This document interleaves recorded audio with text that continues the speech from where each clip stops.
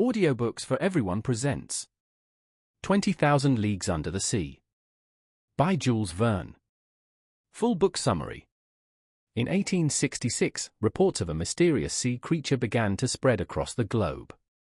Described as a giant, monstrous beast, it was blamed for sinking several ships, sparking widespread panic. The creature, dubbed the sea monster by many, became the subject of great debate and fear. In response to this growing threat, a group of nations, including the United States, organized an expedition to hunt it down. On board the American warship Abraham Lincoln were Professor Aronnax, a marine biologist, his faithful servant Conseil, and a Canadian whaler named Ned Land, who was chosen for his knowledge of the sea and its creatures. The crew of the Abraham Lincoln was prepared for battle, but no one could have anticipated the true nature of the beast. After days of searching, they encountered the creature, a massive, fast-moving entity that seemed to glide across the waves. In a daring chase, the Abraham Lincoln was struck, and the three men, Aronnax, Conseil, and Ned, were thrown into the sea. They were rescued by a strange vessel, which they soon realized was no ordinary ship, but a submarine, a remarkable, advanced craft known as the Nautilus.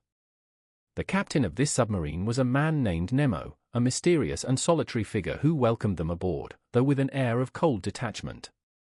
The trio learned that the Nautilus was not merely a vessel of war or exploration but a symbol of Captain Nemo's deep rejection of society.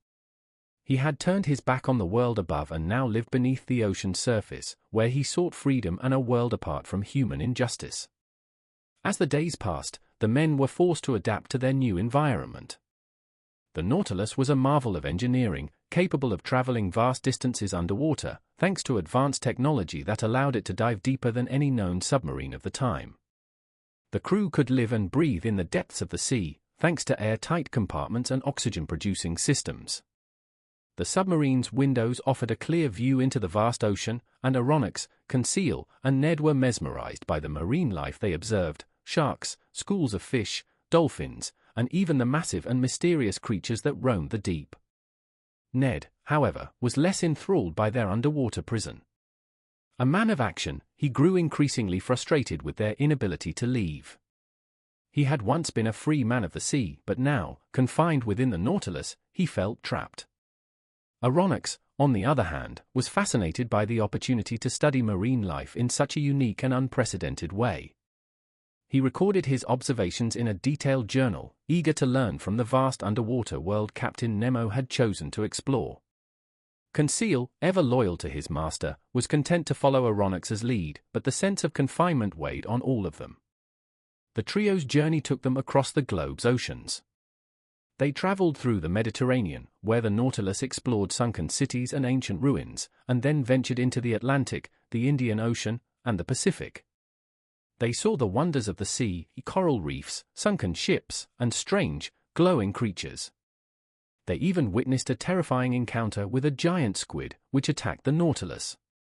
In a violent struggle, the crew fought off the creature, proving the perilous nature of life beneath the waves. As their journey continued, however, they began to notice the darker side of Captain Nemo. Although he was a brilliant scientist and an expert on the sea, Nemo's bitterness toward the world above the surface began to show. His hatred of mankind and his desire to break free from the constraints of society grew more intense with each passing day. He spoke often of the injustices he had suffered, the wrongs he had witnessed, and the tragedies that had shaped his decision to live in isolation. His past remained shrouded in mystery, but it was clear that his time aboard the Nautilus was not merely about exploration, it was about escape and vengeance. As the months passed, the men grew more desperate to return to the surface. Aronnax, though fascinated by the scientific discoveries they made, began to see Nemo's obsession with the ocean as a dangerous fixation. Ned was becoming increasingly vocal about his desire to escape, and Conseil was beginning to show signs of agitation. They were prisoners aboard the Nautilus, and while they had been treated with courtesy, their lives were now at the mercy of a man whose motives were increasingly unclear and unsettling. The tension came to a head when Captain Nemo, in a fit of rage, declared that he would never let them leave.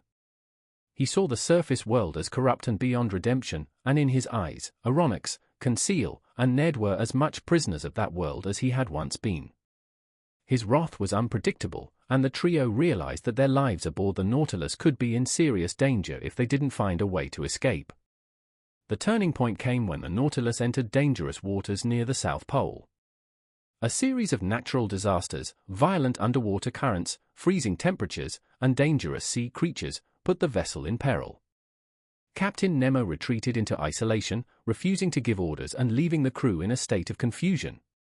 The trio saw this as their opportunity. In the chaos, they managed to escape, finding their way to a remote island. As they were stranded, a passing ship rescued them, and they were finally free from the clutches of Captain Nemo. The Nautilus and its captain disappeared into the depths of the ocean, never to be heard from again. In the end, Aronnax, Conseil, and Ned were left to wonder about the fate of the submarine and its mysterious captain. Had Nemo perished in the icy waters, or had he vanished into the unknown, continuing his solitary existence beneath the sea? Their journey had been one of wonder, danger, and discovery, but it had also been a chilling exploration of a man who had chosen to live in isolation, driven by a desire for revenge against a world he could never escape. The end.